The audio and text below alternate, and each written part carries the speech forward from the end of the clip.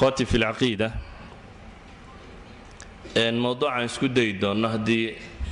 الإدمه إن وحكنا لنا والمنافقون وخطرهم على الأمة نفاق أيام منافقين تا marka aan ka waramayno ugu horeyn waxaan uga waramaynaa si aan inagu uga dheeraano nifaaqa asliyan waxyigu markuu soo degay ama dadku amaam alwahyi saddex qaybood bay qayb badheedha oo ka badheedha inay ilaahay ka gaaloobaan subxaanahu wa tacaala shareecadiisa iyo diintiisa toona aan rabin gaalo la yidhaahdo oo mowqif la garanayo sariixa oo cad taagan qayb kale oo iyana ka badheedha oo rumaysan ilaahay iyo rasuulkiisaba sirran wa baatinan wa daahiran si walba u rumaysan oo iyana ka badheedha inay qaateen waxyigii xagga alle uga yimi subxaanahu wa tacaala iyo qayb saddexaad oo iyagu labada qolaba u sheegtay inay ka tirsan yihiin hadday kuwan la joogaanna la maca hadday kuwan la joogaanna la maca aan lahayn jur'ada ama awoodda ah inay mowqif cad istaagaan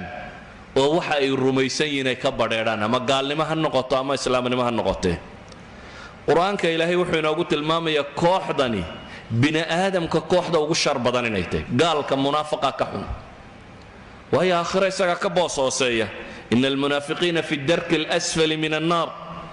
ولن تجد لهم نصيرا نار توحى لوك العذاب كلولي يسيد اللوك لهوسيو إلهنا وحكوت المامية إني قليان في الدرك الأسفل هل كوهو صيصان نارتا إني منافقين تكوشيران إذا المنافقين تودول قال لماذا كهوسية لكن بلشاهان كترسن مجتمع مسلم كا إذا بلشدة مسلم كا قيب كترسن وقال ككلي إذا تاجرته قرآن كان أستين يوصفين يا ودول كاسي منافقين تلاقي هذا إذا قيب تتني وقيب أبو رنتي أما سماي سنتي عهدي مدينة بل ودد نبي محمد الله عليه الصلاة والسلام بل ودد مجلس كنبي محمد سوف رسنيه بل وادد انتي نبيغا و يمادان لها waxaan qiraynaa inaad ilaahay rasuulkiisa tahay hadana warkaasi aanu xaqiiqo ahayn ilaahay baa quraanka ku tilmaamay wuxuu leeyahay idha jaa'aka almunafiquna qalu nashhadu innaka la rasulullah wallahu ya'lamu innaka la rasuluhu wallahu yashhadu innal munafiqina lakadhibun ittakhadhu aymanahum junna fasaddu an sabilillah ilaahay wuxuu sheegaya subhanahu wa ta'ala inooga waramaya نبي محمد بقى لي مركي منافقين تكوي ما دام وحلي نشهد وحنو كم مرخاتك عينا هاي كم مرخاتك عيان إنك لرسول الله إن يلام يا أدوات التوكيد كأنت أورصدين أي وحلين وحنو كم مرخاتك عينا إن إلهي رسول كيسيتي نبي محمد بقى خطابة يا الله هضليان يقول لك شوغانا وحي شيغيان إن الرميسي النبي محمد إنه إلهي رسول كيسيه إلهي بس سبحانه وتعالى وركود بينينيا لكن انت وركود لبينين وحلت الماما يا هذا الكهرت الشاغانين ويسقوا نبيي لكن إيجا أراهدو إني بانت والله يعلم إنك لرسول بإلهي مسألة سيدة مرنكم أجره وإلهي وأوجي سبحانه وتعالى إن إلهي رسول كسيتي لكن ما حكى الدنبايا إلهي وحلي والله يشهد إن المنافقين لكاذبون وحكى إلهي كم مرخاتك عيا منافقين إنay beenaalayihiin baa la yidhi subxaana wa tacaala idan bulshada aan ka warramaynaa ma aha bulsho daba joogtay oo bulsho nebi maxamed la noolay waa bulsho majliska nebi maxamed fadhiday waa dad nebiga calayhi salaatu wasalaam ku leh waxaanu ka markhaati kacaynaa inaad tahay ilaahay rasuulkiisii sidaa awgeed nifaaqu marna waa nifaaq qalbiga dega ودين لآنا وقال لما وإنه كورمي دونه مرنا والنفاق عملية وقفك وحا قلبي سكوتشرا يا عماشي سايم بدن يسوافق ويده حنوبة هنا إن نسفي عن مركا وفهمنا الصفات كالنفاق يا علامات كاللغو قرطه سينو غديرانه سينو ولا لدينا كلاو قدقنه si aynu munaafaqa dhabtaa u arki karno, si aynu baranno siduu nebi moxamed ula dhaqmay calayhi salaatu wasalaam kuwa sifaadka kani ay ku caddaadaan. waxa aan ka warramayaa marka oo aan jeclahay nifaaqa marka ilaahay subxaana wa tacaala uu ka warramayo qur-aan aad u tiro badan baa ilaahay kaga warramay. ilaahay subxaana wa tacaala waa awoodayay nebi moxamed in dadka inta munaafiqiinta inta waxyi loogu sheego la yidhaahdo hebel waa munaafiq, hebelna waa munaafiq, hebelna waa munaafiq, hebelna waa munaafiq, iska ilaali. waxay culammadu yidhaahdaan wakhti dambe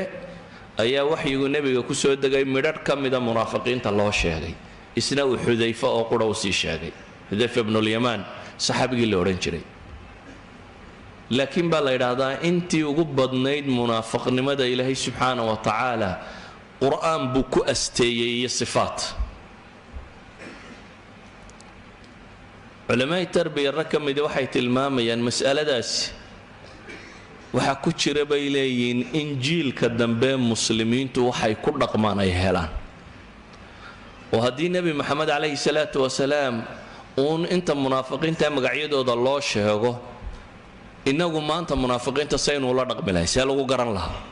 innaga ila waxyina inoo iman maayo, magacyana ma haynee, see lagu garanayaa? ilaahay subxaana wa tacaala wuu asteeyey si dadku u wada garto.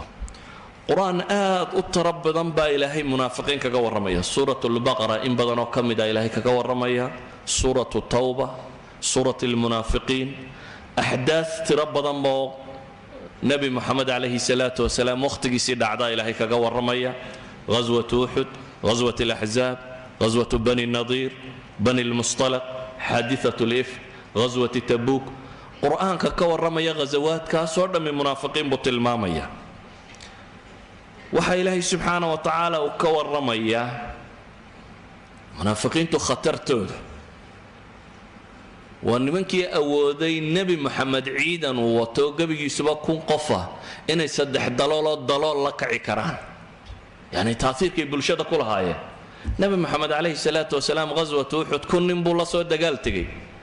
iyadoo uu nebi yahay oo rasuul yahay oo qaa'id yahay oo sayidulbashar uu yahay oo rajul xakiima, caqli badan, fatana, bulshadiisa yaqaana, garaad badan, isla markaa risaalad iyo waxyinimo wata, ayay waxay awoodeen 300 oo ciidankiisa ka mida inay cidlow la kacaan. nimaan nebi moxamed ahayn markaa maxay ku samayn karaan? hadday awoodaan nebi moxamed calayhi salaatu wasalaam ciidankiisii inuu 300 kaxayn karo, waxaad garan kartaa khatarta dadkani ay leeyihiin inta ay gaadhi karto, amase inta ay leekaan karto, inay dhan halaagi karto. sida awgeed baa ilaahay subxaana wa tacaala wuxuu kaga warramaya qur-aan tiro badan. maalan fii suurati albaqara markii mu'miniinta laga warramayay 4 aayadood baa ilaahay sifaadka mu'miniintaba ku tilmaamay. alif laam miim marka laga tago 4 aayadood ee ku xiga ayaa ilaahay mu'miniin ku sifeeyey. gaal markii laga warramayay 2 aayadood baa ilaahay ku sifeeyey, 2 aayadood oo keliya. waayo labadan kooxoodba bay culammadu yidhaahdaan waa dad la garan karo astaantoodu ay caddahay, waa dad aan midabaynin. waa gaal gaalnimadiisa la garanayo, muslim muslimnimadiisa ama mu'minnimadiisa la garanayo. ama munaafiqiintu waa dad midabeeya, subaxba dhinac u eg, galabba dhan jooga. waa qof aanad astayntiisa iyo tilmaamtiisa si toosan mar qura wada garan karin. sida daraaddeed baa 13 aayadood ilaahay uu ku asteeyey. 20 aayadood ugu horeeya marka laga warramayo alif laam miim marka laga tago 19 kale 13 aayadood ka mida baa lagu